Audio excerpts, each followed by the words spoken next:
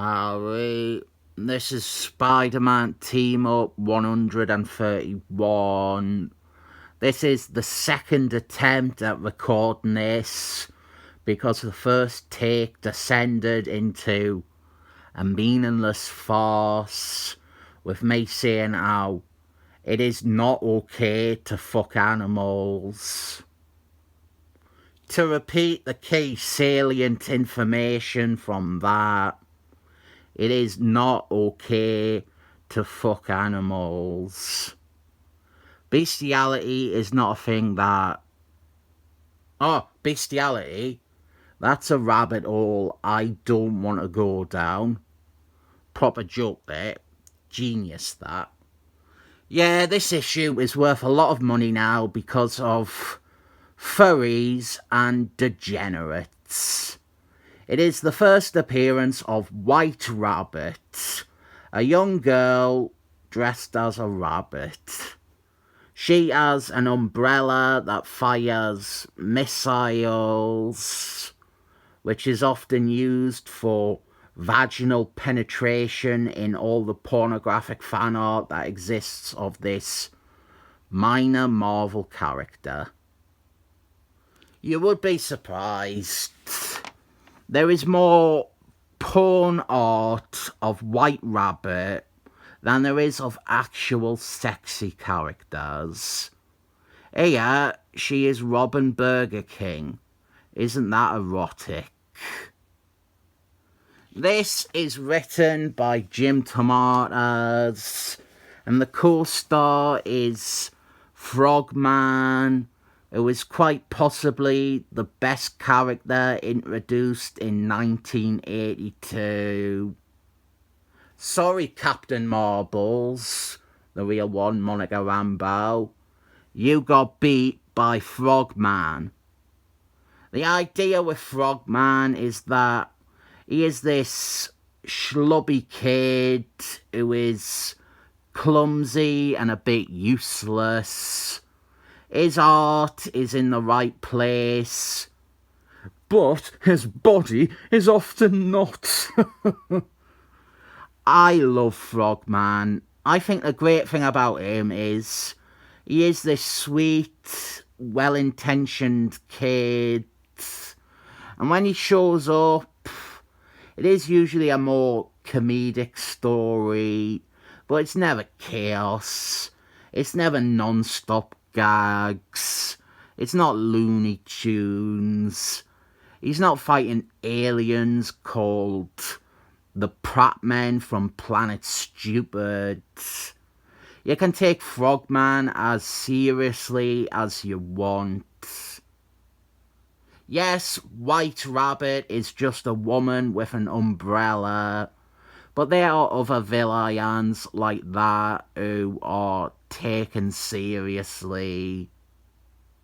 I skipped it, but her umbrella fired a razor-tipped carrot on the page before. That's the sort of thing I sometimes withhold from you when I review comics. You've got to read these yourself to see some of that stuff. Spider-Man shows up and he saves Frogman from having his brains splattered all over a wall. And then we get a quick recap of Frogman's past. Before this, he appeared in one other issue of Spider-Man Team Up, issue 121, which I have reviewed. He is the son of a retired Daredevil enemy who then found his dad's ad costume and wanted to be a hero and redeem his family's name. He, quote, teamed up, end quote, with Spider-Man and Human Fire to fight Speed McGee.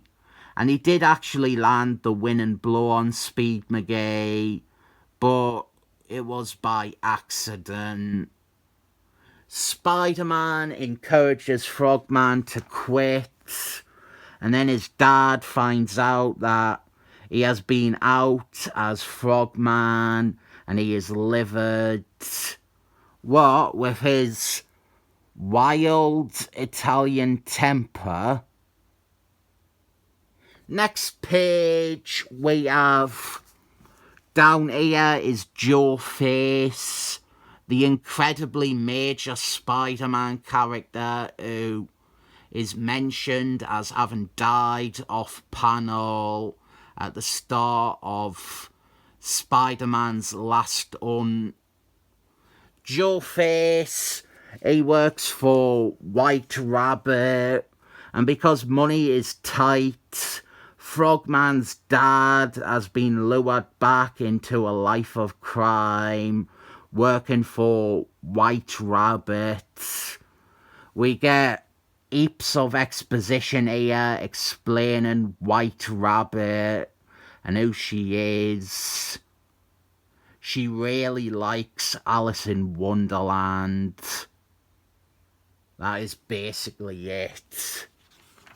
Luckily, there is a reward out on White Rabbit, and Frogman wants to capture her so that he can get the reward money and use it to help him and his dad. But it's Frogman, so it will not be that easy.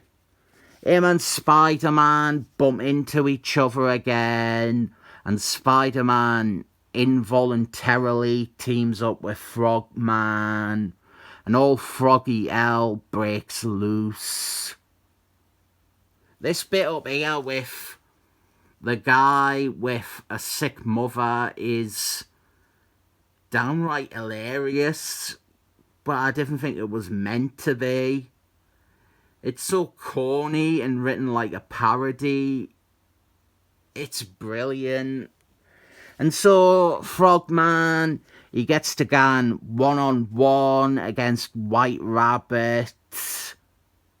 They did a Marvel Legends figure of White Rabbit, and now it goes for big money on the aftermarket because Freakazoids snatched it up immediately. I just didn't get it. I didn't get this character. The appeal that far outreaches her prominence. I didn't get that at all. I understand people are perverts and stuff, but I didn't get how so many people know about this character. I know more recently Dan Slott and Nickelback Spencer, they have brought her back and tried to milk the internet fetishism, but I don't get how so many people on the internet were aware of this character who was in like an issue of Spider-Man Team Up, and then one issue of Spectator Spider-Man about 10 years later.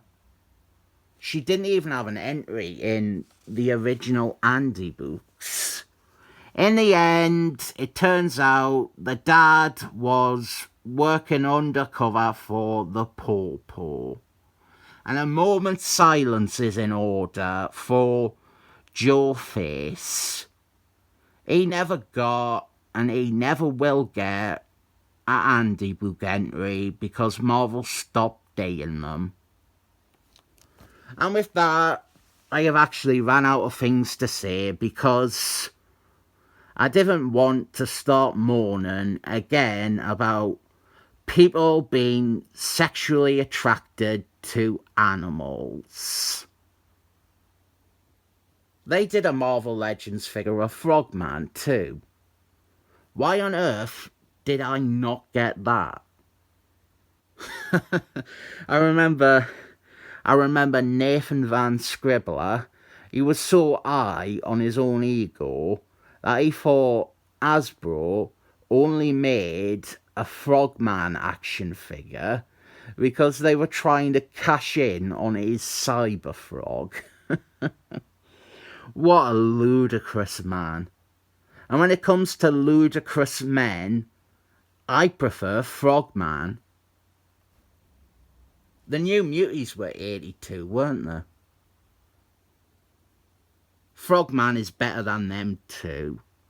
This issue is harmless fun. I think only boring people would complain about its tone. I think only weird people would be aroused by it. I give it the 7 thumbs up special.